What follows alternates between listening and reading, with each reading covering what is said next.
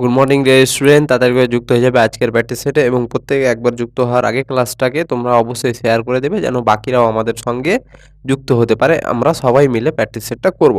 যত বেশি আসবে তোমরা, যত যতজন ক্লাসটাকে দেখবে, যত বেশি শেয়ার করবে, তত আমি বেশি মোটিভেট হব এবং তোমাদের জন্য আরও আমি পরিশ্রম করে ভালো ভালো প্রশ্নগুলো নিয়ে আসবো।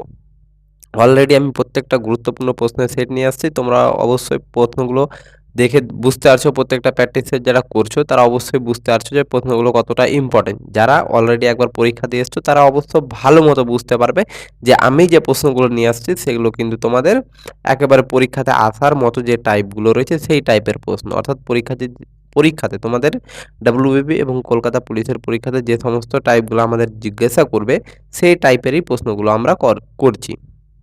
আর আমি বলে দিই তোমাদেরকে, তোমরা যারা মনে করছো যে আমি যেগুলো করাচ্ছি সেগুলো আসবে কি আসবে না, সেগুলো নাও আসতে পারে, সেগুলোর মধ্যে আমি বলে দিচ্ছি যে প্যাটার্নে আমি করাচ্ছি অঙ্কগুলো, যে চ্যাপ্টার থেকে যে টাইপের আমি প্রশ্ন নিচ্ছি, যে লেভেল পর্যন্ত সেই লেভেলেরই আসবে। এর চাইতে বেশি ভারী আসবে না তোমাদের এবং বেশি বেশি সহজও আসবে না। এর চাইতে আর বেশি কি সহজ বলবো আমি, এর চাইতে আর সহজই হয় না অঙ্ক। তোমাদের ডাব্লিউবিপি এবং কলকাতা পুলিশের কোনো ওয়েটেজ নেই, একেবারে জিরো ওয়েটেজের প্রশ্ন বলতে আর গণিতের। তোমরা যদি প্রথম থেকে লেগে থাকো তাহলে আমি 100% বলতে পারবো যে যেভাবে বলেছি আমি প্রত্যেকটা জিনিস ক্লাস শেষ হওয়া মাত্র একবার করে রিভিশন করে নিতে ম্যাথগুলো, এবং তোমরা একবার সাপ্তাহিক বা একবার মান্থলি তোমরা যে রিভিশন করে যাও তাহলে পরীক্ষাতে আশা করবো যে তোমরা প্রত্যেকটা অ্যান্সার করে আসতে পারবে। আর এখান থেকেই দেখতে হবে প্রশ্ন, আমি যেগুলো প্র্যাকটিস করাচ্ছি এখান থেকেই দেখতে হবে, সেম টাইপের প্রশ্ন দেখতে হবে। আমি আগেও বলেছি হয়তো রামের জায়গাতে শ্যাম থাকতে পারে, 10% জায়গাতে 20% থাকতে পারে, এই টাইপের থাকবে, কিন্তু প্রশ্নের ধার ধরন সব কিছুই একই থাকবে। এবং এমনকি আমি তোমাদেরকে বলে দিচ্ছি যারা নতুন রয়েছো, যে আমি প্রথমে শুরু করেছিলাম, আমি যখন অনলাইন প্ল্যাটফর্মে পড়াতে শুরু করি, এসএসসি জিডি শুরু করেছিলাম। এসএসসি জিডি তোমরা এখন যদি প্লে লিস্টে যাও তাহলে প্লে লিস্টে দেখতে পাবে যে এসএসসি জিডির আমি পুরো ফ্রিতে ইউটিউবের উপরে পুরো কনসেপ্ট ক্লাস, অর্থাৎ চ্যাপ্টার ওয়াইজ প্রত্যেকটা চ্যাপ্টার আমি টাইপ ধরে ধরে ধরে ধরে ধরে করিয়েছি। আমার মনে হয় না যে ওয়েস্ট বেঙ্গলে কোনো টিচার করিয়েছে। করালে গেলে খুব ভালো, সেই স্যারকে আমার তরফ থেকে ধন্যবাদ, কিন্তু আমি ফ্রিতে স্যার এগুলো করিয়েছি। এবং ডিসেম্বর মাসের 25 তারিখ থেকে আমি শুরু করেছিলাম, 2024-এর ডিসেম্বরের 25 থেকে শুরু করেছিলাম প্র্যাকটিস সেট, যে প্র্যাকটিস সেট 35 থেকে 36টা প্র্যাকটিস সেট করিয়েছিলাম আমি। এবং এখন আমাদের পরীক্ষা চলছে এসএসসি জিডির। তোমরা যারা কেউ যদি দিয়ে থাকো এসএসসি জিডির, তাহলে আমার করানো প্র্যাকটিস সেটের অ্যাটলিস্ট যে কোনো একটা প্র্যাকটিস সেট বা যে কোনো দুটো প্র্যাকটিস সেট তুমি খুলে দেখে নেবে যে যে টাইপের যে ধরনের আমি করিয়ে রেখেছি সেই টাইপের হুবাহু টাইপ কমন এসছে কি না। 100% স্যার কমন এসছে। আর আমি তোমাদেরকেও বলছি তোমরাও প্রথম থেকে শুরু হয়ে লেগে থাকো, যারা এখনও প্রথমের প্র্যাকটিস সেটগুলো দেখোনি তারা প্রথমে গিয়ে 1 নম্বর প্র্যাকটিস সেট থেকে শুরু করো এবং দিনে দুটো করে করে করে এই পর্যন্ত আসার চেষ্টা করো। তাহলে আমি বলবো যদি তোমরা প্রত্যেকটা প্র্যাকটিস সেট ডাব্লিউবিপি এবং কলকাতা পুলিশের করে যাও, তাহলে আমি তোমাদেরকে গ্যারান্টি দিচ্ছি যে এই ডাব্লিউবিপিতে তোমাদের যতটা প্রশ্ন থাকবে গণিতের, তোমরা আউট অফ ততটাই করে আসতে পারবে। অর্থাৎ 10টা থাকলে, আচ্ছা তোমাদের কতটা থাকে, 25টা বোধহয় থাকে গণিতের, 25 বা 20টা হবে হয়তো, তাহলে তোমরা সম্পূর্ণ অ্যান্সার করে আসতে পারবে গণিতে। আমি এটুকু কথা দিচ্ছি। আর যে টাইপগুলো করাবো, যে লেভেল পর্যন্ত করাবো, তার বেশি হার্ড আসবে না, তার উপরে আসবে না, তার নিচেও আসবে না। আমি যেভাবে করাচ্ছি সেই টাইপগুলোই আসবে। তাহলে ক্লাসটাকে একবার তোমরা অবশ্যই শেয়ার করে দিবে এবং ক্লাস শেষে ক্লাস শেষে যদি ক্লাসটা সম্পূর্ণ ক্লাসটা করার পরে যদি তোমাকে মনে হয় যে না আমি কিছু শিখতে পেরেছি, তাহলে অবশ্যই লাইক করে দিবে একবার। চলো কি বলছে, যখন আচ্ছা সুদ যখন বার্ষিক চক্রবৃদ্ধি হারে বৃদ্ধি পাবে তখন চক্রবৃদ্ধি সুদের ওপর বার্ষিক 20% হারে 12,500 টাকা কত বছরে 21,600 টাকা হয়ে যাবে। আমরা প্রায় প্রত্যেকটা প্র্যাকটিস সেটে এই টাইপের একটা প্রশ্ন দেখছি বার্ষিক চক্রবৃদ্ধি সুদ থেকে, কারণ এটা খুব গুরুত্বপূর্ণ। যে চক্রবৃদ্ধি সুদ থেকে 3 টাইপেরই প্রশ্ন হবে। কি, একটা তোমাকে সবকিছু দিয়ে দিবে, রেট দিয়ে দিবে, মূলধন দিয়ে দিবে, তারপরে তোমার অ্যামাউন্ট দিয়ে দিবে, বলবে যে কত সময়ে এই অ্যামাউন্টটা হবে। 2 নম্বর বলবে যে রেট কত হবে, অর্থাৎ সুদের হারটা কত হবে চক্রবৃদ্ধি। আর 3 নম্বর বলবে যে আমার সুদটা কত হবে। এই 3 টাইপেরই তোমাদের ডাব্লিউবিতে বেসিক্যালি জিজ্ঞাসা করে থাকে। তার মধ্যে আমরা এই তিন টাইপেরই অঙ্ক করে নিয়েছি প্র্যাকটিস সেটে। এই টাইপটাও আমাদের কাছে পুরাতন না, অলরেডি আমরা এগুলো করে এসেছি। এবার কিভাবে করতে হয়, যারা পুরাতন রয়েছে তারা তো অবশ্যই পারবে, কারণ আমি অলরেডি আগের প্র্যাকটিস সেটগুলোতে ভালোভাবে ডিসকাস করেছি। চলো এবার যারা নতুন রয়েছে তারা খুব সুন্দরভাবে দেখে নাও জিনিসটা। বলছে যখন সুদ বার্ষিক চক্রবৃদ্ধি হারে বৃদ্ধি পায়, চক্রবৃদ্ধি সুদের হারে যখন বৃদ্ধি পাবে তখন বলছে চক্রবৃদ্ধি সুদের ওপর বার্ষিক 20% হারে, এই যে আমরা এখান থেকে সুদের হারটা ধরবো 20%, 20% মানে কি স্যার, 20/100, কাটাকাটি করতে গেলে 20 একে 20, 5 কোটি 100 অর্থাৎ 1/5। তার মানে যদি আমার 5 টাকা থাকে, 5 টাকায় 1 বছর হলে এটা কি বার্ষিক সুদের হার ছিল চক্রবৃদ্ধি, বার্ষিক বলতে কি 1 বছরের হিসাব। তার মানে তার মানে এবার 5 টাকা হয়ে যাচ্ছে 1 বছর পরে সুদ বৃদ্ধি পাচ্ছে, 5 টাকা সুদ 1 বছরে কত হচ্ছে স্যার 1 টাকা। তার মানে এই 5 টাকাটা 1 বছর পর কত হয়ে যাবে সুদ নিয়ে, সুদে আসলে অ্যামাউন্টটা কত হয়ে যাবে 5 যোগ 1 6 টাকা। তার মানে 5 টাকা হয়ে যাচ্ছে আমার 6 টাকা কত বছরে স্যার 1 বছর। তাহলে আমাকে কি জিজ্ঞাসা করেছে যে 12,500 টাকা, 12,500 টাকা আমার কত বছরে 12,600 টাকা হবে, কত বলেছে 21,600, সরি 21,600 টাকা হবে কত বছর আমার 21,600 টাকা হবে। তাহলে আমি কি বলেছিলাম, যখন আমার বার্ষিক হিসেবে জিজ্ঞাসা করবে, অর্ধবার্ষিক না বা বছরে 3বার হিসেবে না, অর্ধবার্ষিক বলতে গেলে কিন্তু সেটা আলাদা হলো, কিন্তু যখনই আমাদের বলবে যে বার্ষিক রূপে, তাহলে বার্ষিক রূপে বলে দিলে আমি ধরে নেব টি বছরে। 5 টাকা হয়ে যাচ্ছে 6 টাকা 1 বছরে, তাহলে এত টাকা কত বছরে এত হবে, আমি ধরে নেব টি বছরে। তাহলে দেখো 6/5 তার পাওয়ারে টি ইকুয়াল টু, এই দুটা শূন্য কাটলো, নিচে থাকলো কত 125, 125 স্যার কার কিউব 5-এর কিউব, 5-এর কিউব 125, 216 কার কিউব স্যার 6-এর কিউব 216, তাহলে 6-এর কিউব 216, 5-এর কিউব, এই কিউব দুটোকে আমি কেটে ঘিরে একসঙ্গে লিখতে পারি তো কিউব, 6-এর কিউব আর 5-এর কিউব ঘিরে লিখলাম। তাহলে দেখো 6/5, 6/5 কাটলো, টি ইকুয়াল টু কত হয়ে গেল 3। তাহলে আমাদের উত্তর কত হয়ে গেল স্যার 3 বছরে। তার মানে 3 বছরে আমার এই টাকাটা 12,500 টাকাটা হয়ে যাবে 21,600 টাকা। আই হোপ তোমরা বুঝতে পেরেছো। চলো পরের প্রশ্ন দেখবে।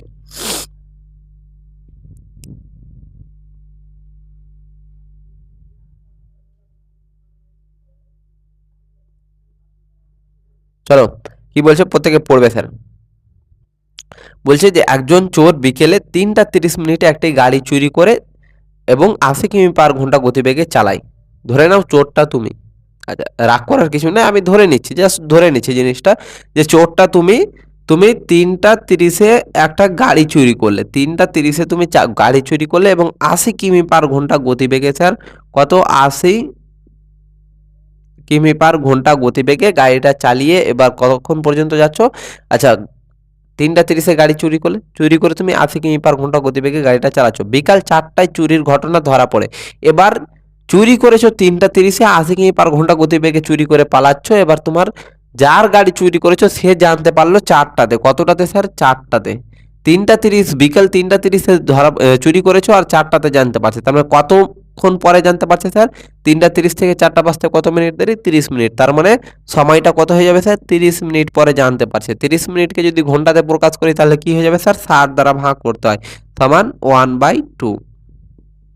তার মানে হাফ ঘন্টা পরে অর্থাৎ অর্ধেক ঘন্টা পরে চুরির ঘটনাটা জানতে পারছে। এবার আমাকে কি বলছে, আচ্ছা এখান থেকে আমরা কি বের করে নেব, আগে দেখো 3:30 চুরি করেছো, 4টাতে চুরির ঘটনাটা জানতে পারছে, অর্থাৎ যার গাড়ি চুরি হয়েছে সে জানতে পারছে 4টাতে, তাহলে কতক্ষণ পর জানতে পারছে হাফ ঘন্টাতে। আর তুমি গাড়িটা চালিয়ে পালিয়েছো কত স্পিডে স্যার 80 কিমি/ঘন্টাতে, কতক্ষণ ধরে চালিয়েছো স্যার এই যে হাফ ঘন্টা ধরে। তাহলে এই হাফ ঘন্টাতে স্যার তুমি কত দূর পালিয়ে গিয়েছো, তাহলে আমরা বের করব speed equal to distance by time. Distance মানে কি দূরত্ব, টাইম মানে সময়, স্পিড মানে গতি। তার মানে আমাদেরকে বের করতে হবে দূরত্ব, অর্থাৎ এই অর্ধেক ঘন্টাতে তুমি কত দূর গিয়েছো, তাহলে ডিস্টেন্স সমান কত হয়ে যাবে, এই দুটো গুণ করে দাও, স্পিড ইন্টু টাইম। তাহলে দেখো স্পিড কত আছে স্যার 80 কিমি/ঘন্টা ইন্টু টাইম কত আছে আমাদের, টাইম আছে অর্ধেক ঘন্টা, তাহলে কাটো 40, তার মানে 40 কিমি। কতক্ষণ কত দূর চলে গিয়েছে স্যার এই অর্ধেক ঘন্টাতে, যতক্ষণ চুরির ঘটনাটা জানতে পেরেছে গাড়ির মালিক ততক্ষণ তুমি কত দূর চলে গিয়েছো স্যার 40 কিমি চলে গিয়েছো। এবার কি বলছে আমাকে, এবং মালিক 4টায় চুরির ঘটনা ধরা পড়ে এবং মালিক 90 কিমি/ঘন্টা বেগে অন্য গাড়ি করে রওনা দেয়, সে কখন চোরকে ধরবে। এবার দেখো তুমি এখান থেকে গাড়ি চুরি করেছিলে, এবার এই পর্যন্ত পৌঁছালা 4টাতে। এবার 4টাতে যেখান থেকে তুমি গাড়ি চুরি করেছিলে সে গাড়ির মালিক জানতে পারলো 4টার সময়। এবার 4টার সময় কি করছে, গাড়ির মালিক অন্য একটা গাড়ি নিয়ে তোমাকে ধরার চেষ্টা করছে, ধরে নাও এখানে এসে ধরা পড়লা। তাহলে বলছে যে তুমি কতক্ষণ পরে অর্থাৎ কটার সময় তুমি ধরা পড়বে আমাকে জিজ্ঞাসা করেছে। তাহলে দেখো এবার কি হয়ে যাবে, speed equal to distance by time. তার মানে এবার আমাদেরকে কি বের করতে হবে, যে তুমি চোরটা কতক্ষণ পরে ধরা পড়বে। তার মানে দেখো আমাদেরকে বের করতে হবে টাইম, তাহলে টাইমটাকে এখানে পাঠাও, স্পিডটাকে নিচে, তাহলে ডিস্টেন্স বাই স্পিড। তাহলে ডিস্টেন্স আর কত হয়ে যাবে না, তুমি কত দূর গিয়েছো, এটুকুর দূরত্ব তুমি কত দূর গিয়েছো। এখন যখন গাড়ির মালিক জানতে পারছে যে তার গাড়ি চুরি হয়ে গেছে, তখন এবার তোমাকে যখন ধরার জন্য যাচ্ছে ততক্ষণে তুমি কত দূর চলে গিয়েছো। স্যার এখান থেকে এটুকু 40 কিলোমিটার, তার মানে দূরত্বটা হয়ে যাবে 40 কিলোমিটার বাই সময় কি, আচ্ছা স্পিড কত হয়ে যাবে, সরি এটা স্পিড এখানে আসবে। তাহলে স্পিডটা কত হয়ে যাবে স্যার, দেখো তুমি যাচ্ছ 80 কিমি/ঘন্টা গতিবেগে, আর এখান থেকে গাড়ির মালিক যাচ্ছে 90 কিমি/ঘন্টা গতিবেগে। তাহলে তুমি আর গাড়ির মালিক যাচ্ছ কোন দিকে স্যার, একই দিকে। তাহলে স্পিডটা হয়ে যাবে দুজনের গতিবেগের বিয়োগ। তার মানে মালিকের গতিবেগ থেকে চোরের গতিবেগটা বাদ দিতে হবে, 90 থেকে 80 বাদ দিলে স্যার হয়ে যাবে 10। তাহলে টাইম কত হবে, 0 0 কাটলো সমান 4 ঘন্টা। তার মানে চোর অর্থাৎ তুমি কতক্ষণ পরে ধরা পড়বে স্যার, 4 ঘন্টা পরে। তাহলে চুরির ঘটনাটা এসছিল সামনে কটার সময়, 4টার সময়। 4টার পরে 4 ঘন্টা পরে তুমি ধরা পড়বে। তাহলে 4টার পরে 4 ঘন্টা কয়টা বাজবে স্যার, 5টা, 6টা, 7টা, 8টা। তার মানে বাজবে কটা স্যার 4 ঘন্টা পরে, 4টা থেকে 4 ঘন্টা হয়ে যাবে আমার 8টা PM এ, অর্থাৎ 8টা PM, অর্থাৎ সন্ধ্যা 8টার সময় তুমি ধরা পড়বে। তাহলে কোথায় রয়েছে অ্যান্সার স্যার, সন্ধ্যা 8টা রয়েছে অপশন ডি। তার মানে তুমি ধরা পড়বে কটার সময়, সন্ধ্যা 8টার সময়। একেবারে ভেঙে ভেঙে বুঝিয়ে দিলাম প্রত্যেকটা জিনিস, এত কিছু ডায়াগ্রাম তৈরি করার কোনো ব্যাপার নেই। তুমি ডিরেক্টলি করবে যে তুমি 3:30টাতে গাড়িটা চুরি করেছে চোর, আর 4টাতে গাড়ির চুরির ঘটনা সামনে আসছে। তাহলে এতক্ষণে কত দূর চলে গিয়েছে, ডিস্টেন্সটা বের করে নেব, স্পিড বাই টাইম। তাহলে টাইমটা কত হয়ে যাবে স্যার, 3:30, 4টা থেকে 3:30 বাদ দিব 30 মিনিট। 30 মিনিট সমান কত, হাফ ঘন্টা। তাহলে অর্ধেক ঘন্টাতে কত দূর চলে গেছে, 40 কিমি। এবার তাহলে চোরটা ধরা পড়বে কতক্ষণে স্যার, চোরটা ধরা পড়বে টি সমান হচ্ছে ডিস্টেন্স বাই স্পিড, অর্থাৎ দূরত্ব কত দূর চলে গিয়েছে, 40 কিমি। তাহলে 40 কিমি দূরত্ব চলে গেছে। এখন স্পিডটা কত হয়ে যাবে স্যার, স্পিডটা হয়ে যাবে অর্থাৎ পুলিশ বা মালিকের গতিবেগ মাইনাস হয়ে যাবে চোরের গতিবেগ। তাহলে করে দিলে পেয়ে যাবো 10, দ্বারা ভাগ করে দিলে 4 ঘন্টা। আমরা 4 ঘন্টা পর ধরা পড়বে। তাহলে চুরির ঘটনাটা এসেছিল কটার সময় সামনে আমাদের, 4টার সময়। 4টার পরে 4 ঘন্টা কটা হয়ে যাবে, 8টা PM এ। তাহলে 8টা PM এ আমাদের কি হবে স্যার, চুরির ঘটনাটা, আচ্ছা 8টা PM এ চোরটা ধরা পড়বে। চলো পরের প্রশ্ন দেখবে স্যার।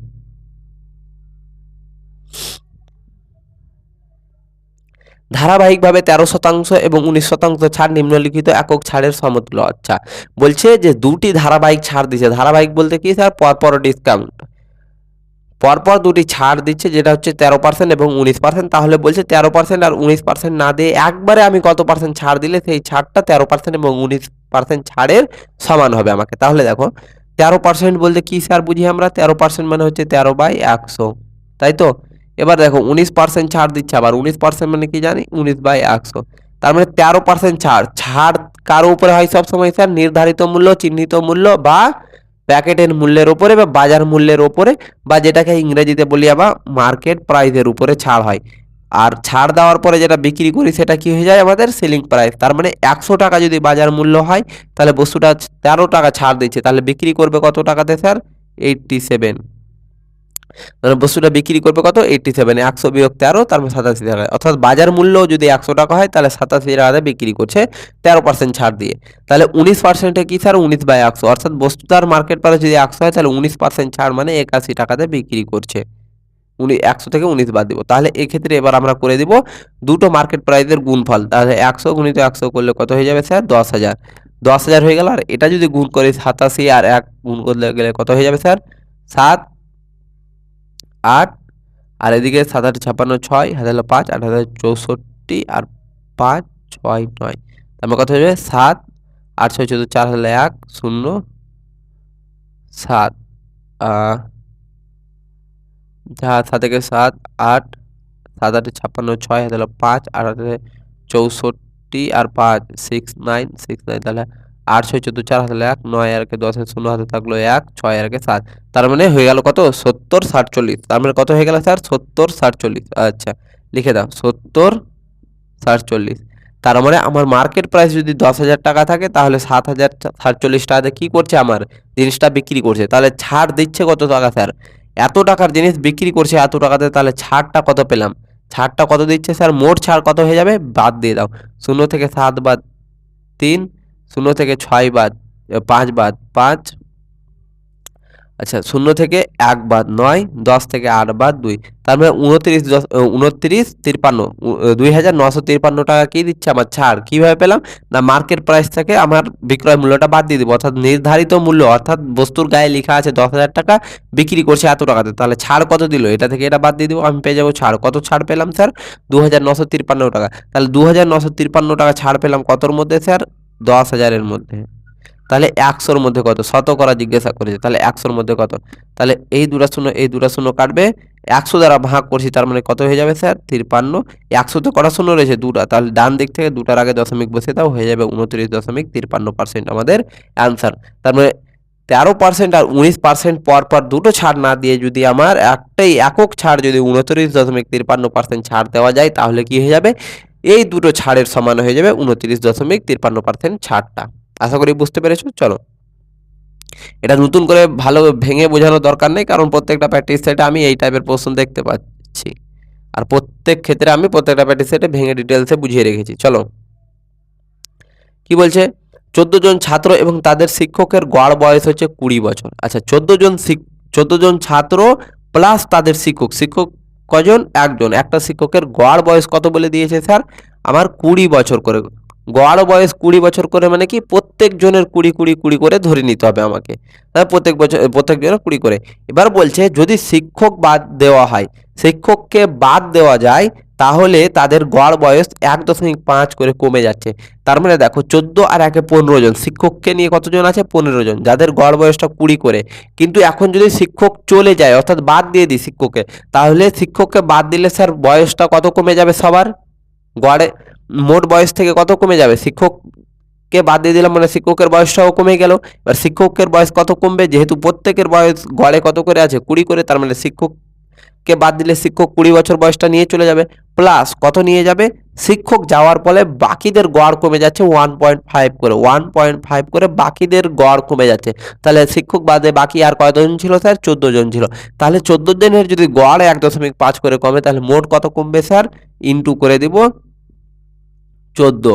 তাহলে দেখো এখান থেকে 20 প্লাস দশমিক তুলবো স্যার, কত হয়ে যাবে? 15/10, দশমিকের জন্য 1, পরে একটা সংখ্যা 0, তাহলে 14। গুণ করো, 2 দ্বারা 5, 2 দ্বারা 7, 2 দ্বারা 3, তাহলে 3 7 21 আর 20 হয়ে যাবে 41।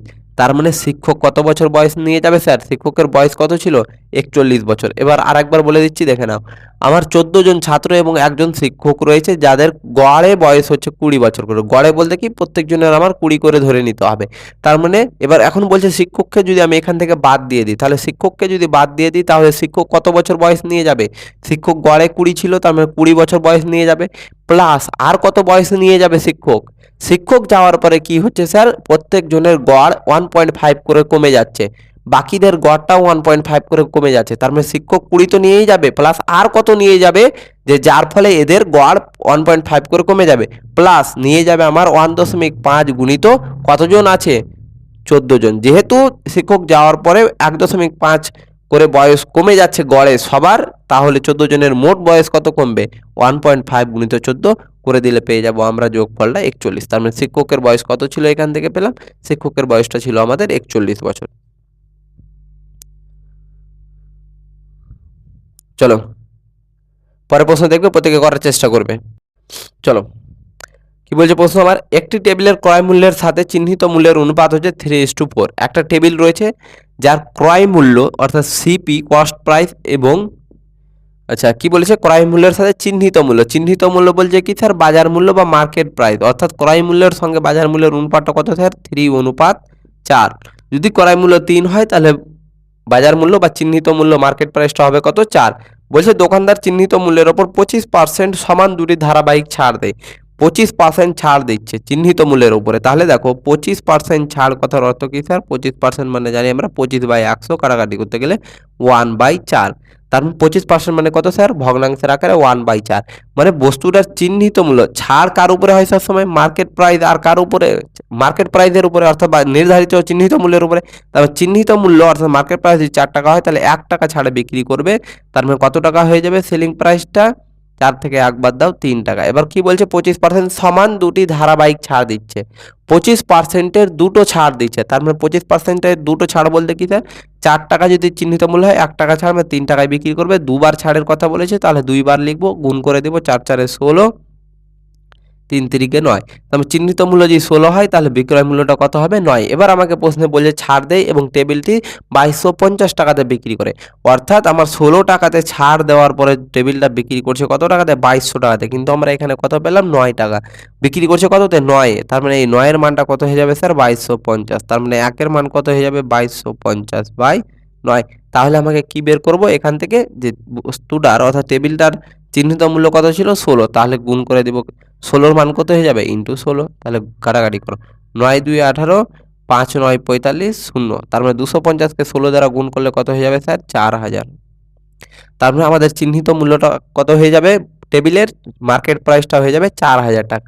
এবার মার্কেট প্রাইস পেয়ে গেলাম আমরা 4000। দেখো তো এখানে মার্কেট প্রাইস কত বলেছিল স্যার? 4। আর এখানে আমরা কত পেলাম? 4000। এই 4 এর মানটা আমাকে কত বলেছিল স্যার? 4000, তাই তো? তাহলে 1 এর মান কত হয়ে যাবে স্যার? 4, আচ্ছা সরি, 4000/4। তাহলে কি বের করতে হবে? বস্তু টেবিলটার ক্রয় মূল্য কত ছিল? তাহলে টেবিলটার ক্রয় মূল্য কত ছিল? 3। তার মানে 3 এর মান কত হয়ে যাবে? 4000/4 গুণিত 3। তাহলে 4 দ্বারা কাটো, 1000। তার মানে 3 দ্বারা গুণ করে দিলে হয়ে যাবে 3000। তার মানে টেবিলটার ক্রয় মূল্য কত পেয়ে গেলাম স্যার আমরা? 3000 টাকা। আর টেবিলটা বিক্রি করেছে কততে স্যার? 2250-এ। প্রশ্নে বলে দিয়েছে 2250-এ। তার মানে লস কত হয়েছে স্যার? কিনেছে 3000-এ, বিক্রি করেছে 2250-এ। তাহলে লস কত হয়েছে স্যার? 0, 5, 10 থেকে 3 বা 7, তার মানে 750 টাকা। তার মানে কত লসে বিক্রি করছে স্যার টেবিলটা? 750 টাকা লসে বিক্রি করছে। আরেকবার বলে দিচ্ছি, দেখে নাও। একেবারে সহজ প্রশ্ন।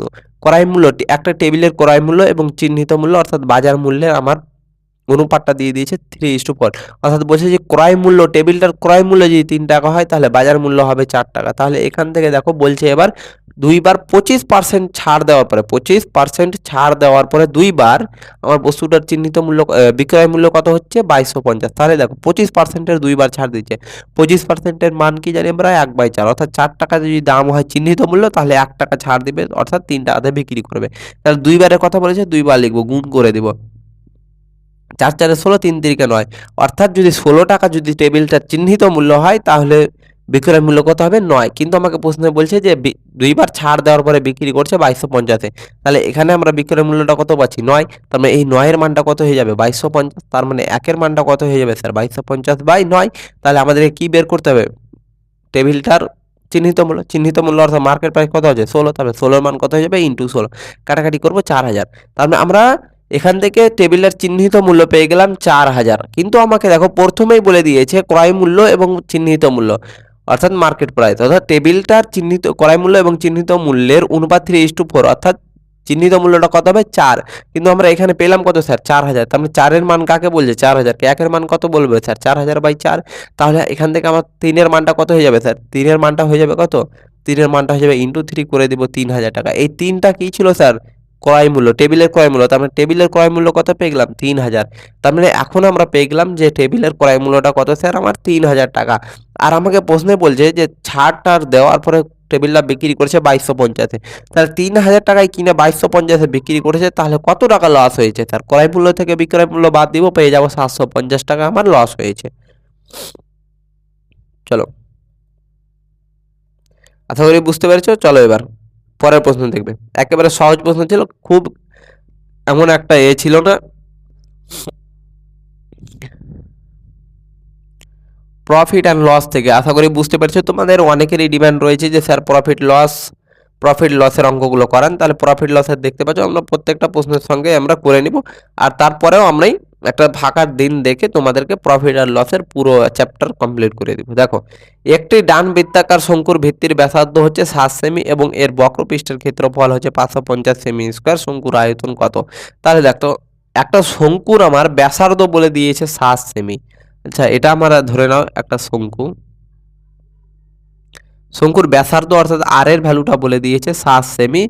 তার মানে উচ্চতা এটা, তির্যক উচ্চতা এটা, আর আমাকে বলেছে এবং বক্রপৃষ্ঠের ক্ষেত্রফল, বক্রপৃষ্ঠের অর্থাৎ এটুকু তলের ক্ষেত্রফল আমাকে বলে দিয়েছে কত, আমাকে বলে দিয়েছে 550 সেমি স্কোয়ার।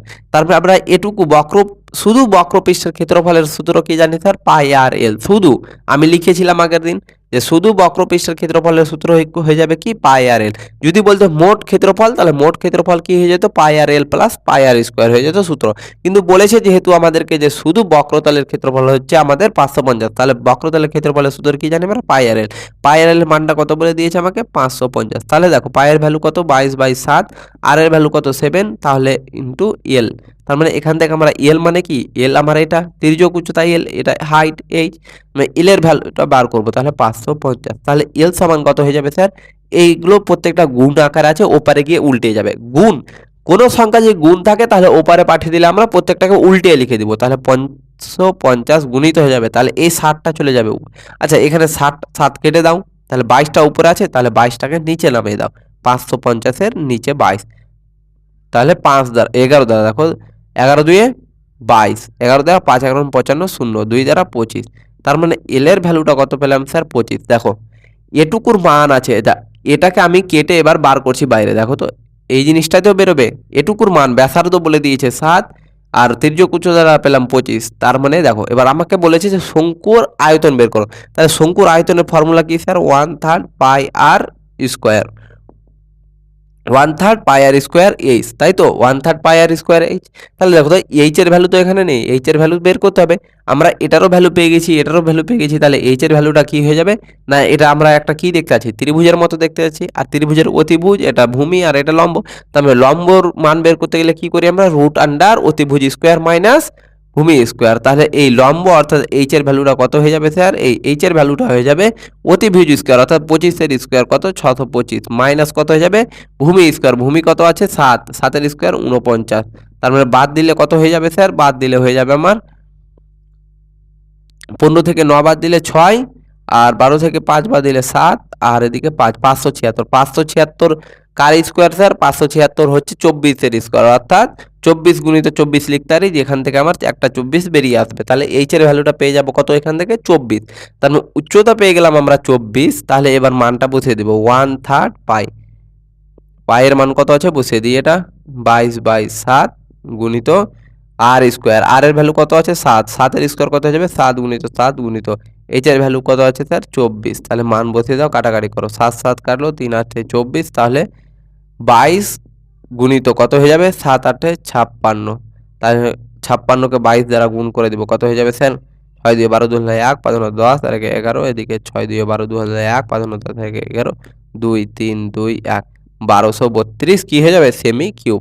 আচ্ছা, ব্যাসার্ধগুলো কিসে ছিল, সেমিতে ছিল, ব্যাসার্ধ যদি সেমিতে ছিল সেই জন্য আয়তনের একক কি হয়, সেমি কিউব।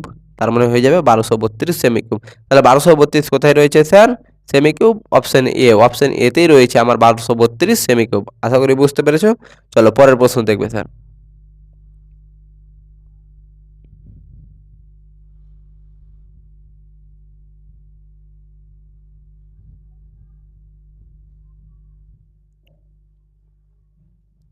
চলো কি বলছে, 3 এবং 27-এর গড় সমানুপাতিক সমানুপাতিক গড় সমানুপাতি নির্ণয় করো। 3 এবং 27-এর গড় সমানুপাতি, গড় সমানুপাতি বলতে কি স্যার, মধ্য সমানুপাতি। আর আমি কি বলেছিলাম, দুটো সংখ্যার মধ্য সমানুপাতি কি হয়ে যাবে, রুট আন্ডার দিয়ে দুটো সংখ্যার গুণফল, 3 আর 27-এর। তাহলে দেখো আমি যদি ভেঙে দিই 27-কে, তাহলে কত হবে, 27-কে ভাঙলে কত, 3 গুণিত 3 গুণিত 3, দেখো 3 3 9, 3 9 27। তাহলে দেখো দুটোর জন্য একটা বেরোয়, দুটোর জন্য একটা, তাহলে 3 গুণিত কত হয়ে যাবে 3 সমান হয়ে যাবে 9। আমাদের উত্তর কত হয়ে যাবে স্যার, গড় সমানুপাতিটা, গড় সমানুপাতি হয়ে যাবে 9। একেবারে সহজ প্রশ্ন ছিল। চলো পরেরটা দেখো, পরেরটা একেবারে সহজ প্রশ্ন রয়েছে, যে গসাগু নির্ণয় করতে বলেছে। তোমরা প্রত্যেকে গসাগু নির্ণয় করে আমাকে অ্যান্সার করবে কমেন্টে, এটা থাকবে তোমাদের হোমওয়ার্ক, এবং প্রত্যেকে করে আমাকে অ্যান্সার করবে। খুব সহজ প্রশ্ন রয়েছে, এই টাইপেরও কিছু প্রশ্ন আমরা দেখতে পাবো। আমরা সব টাইপের, আমরা তোমাদের পরীক্ষাতে যে টাইপগুলো আসে, যে ধরনের অঙ্ক আসে, যে প্যাটার্নে আসে, যে আমার ৪ টা অঙ্ক হার্ড, ৪ টা মিডিয়াম, ৪ টা এই টাইপের আমরা সেইভাবে প্র্যাকটিস সেটগুলোকে নিয়ে চলবো। যেন আমাদের পরীক্ষা হলের একটা ফিল আসে এবং এখন থেকে আমরা পরীক্ষার হলের প্রশ্নের প্রস্তুতিটা করতে পারি। অর্থাৎ পরীক্ষা হলে যে টাইপের প্রশ্নটা আছে সেই প্রশ্নের প্রস্তুতি যেন আমরা এখন থেকেই করে যাই। তাহলে পরীক্ষা হলে গিয়ে দেখব যে একই জিনিস আমাদের পরীক্ষা হলেও আছে যেগুলো আমরা প্র্যাকটিস সেটে করে এসেছিলাম। তাহলে তোমরা সেখানে ফর্মুলা বেসড করে দিয়ে অ্যান্সার করে আসতে পারবে খুব সহজে। তাহলে এখান থেকে আমি ক্লাসটাকে করছি শেষ। আশা করি তোমরা প্রত্যেকটা প্রশ্ন বুঝতে পেরেছো।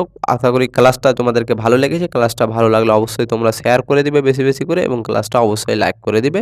চলো আবার দেখা হবে তোমাদের সঙ্গে পরবর্তী প্র্যাকটিস সেটে। কেউ যুক্ত হতে ভুলবে না। পরের দিন সকাল ৬টা ৩০-এ প্রত্যেকে ৬টা ৩০-এ যুক্ত হয়ে যাবে প্রত্যেকদিন। যতদিন না আমাদের পরীক্ষা হয়েছে। পরীক্ষা হওয়া পর্যন্ত আমরা কিন্তু এভাবে যুক্ত থাকবো প্রত্যেকটা ক্লাসে। তাহলে কিন্তু আমরা গণিতে এভাবে ফুল মার্কস আনতে পারবো। তাহলে চলো ভালো থাকো, সুস্থ থাকো। ধন্যবাদ।